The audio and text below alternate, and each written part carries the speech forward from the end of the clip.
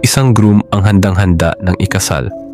Ngunit nang sabuyan siya ng asin, bigla siyang nanghina at tila nawala sa kanya ang bisa ng isang gayuma.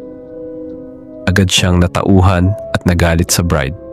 Tinatanong kung ano ang ginawa nito sa kanya. Ang nakakagulat, hindi lang ito ang unang beses na nadawit ang pangalan ng bride sa isang kontrobersya. Lumabas na marami na pala siyang record ng panluloko at pang-i-scam. Ayon sa mismong wedding organizer na nagbahagi ng kwento sa kanyang livestream, isang linggo lang bago ang kasal nag-book ang bride at kinabukasan na agad dapat ang seremonya. Masyadong biglaan. Napakagaling daw ng bride magsalita.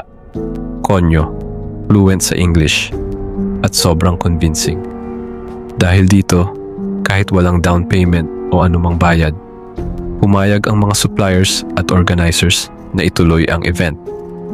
Pinangako niyang may paparating na tseke mula sa kanyang mayamang ama at nagpakilala pa bilang konektado kay Senator Bongo. Dahil sa husay niyang magsalita, walang naglakas loob na magduda o magtanong. Dumating ang araw ng kasal at dito na nagsimula ang mga kakaibang pangyayari. Walang dumating na judge. Para sa seremonya, kahit ilang beses nang tinanong ang bride tungkol dito. Tanging mga kaibigan lang ng groom ang nasa venue. Wala ni isa mula sa pamilya ng bride.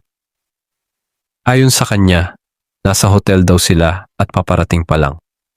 Habang naghihintay, napansin ng mga kaibigan ng groom ang kakaibang kilos nito. Tahimik, parang wala sa sarili, at nakatitig lang sa bride habang paulit-ulit na sinasabing, "Ang ganda-ganda mo." Para siyang nasa trance, hindi pinapansin ang sinuman sa paligid niya. Dito na nagsimulang magduda ang kanyang mga kaibigan. May isang nagmungkahi na sabuyan siya ng asin. Nang gawin nila ito, biglang nanghina ang groom. Parang natauhan mula sa isang malalim na pagkaka-hypnotize. Sa isang iglap, nagbago ang kanyang ekspresyon. Mula sa parang robot na sunod-sunuran sa bride, bigla siyang nagalit at nagsabing, "Ano bang ginagawa ko dito? Ano bang ginawa mo sa akin?" Galit na galit siya sa bride at sinabing, "Kanina, ang ganda-ganda mo sa paningin ko. Pero ngayon, mukha kang demonyo." Dito na nagsimula ang kaguluhan. Unti-unting nagsialisan ang mga bisita at nagreklamo na rin ang mga organizers at suppliers dahil wala pa ring bayad ang event. Lumabas pa ang mas shocking na revelasyon. Marami na palang record ng panluloko ang bride at marami na rin siyang naging kaso ng pang-i-scam. Ngayon, may pahayag na ang bride at umabot na ito sa Raffy Tulfo in action. Habang patuloy na iniimbestigahan ang kaso, maraming tao ang gustong malaman. Totoo kaya ang gayuma? Talagang nakakaapekto ba ito? At epektibo ba talaga ang asin bilang panlaban? Ano sa tingin mo? May katotohanan kaya ang mga paratang laban sa bride? O may iba pang hindi natin alam sa kwentong ito?